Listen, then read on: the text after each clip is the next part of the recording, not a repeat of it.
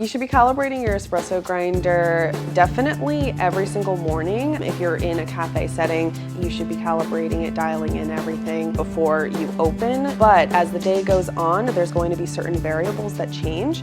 So based on the humidity and other factors, you're probably going to have to make minor adjustments to it throughout the day. I have seen a lot of people, they'll just be like, okay, just keep pulling shots.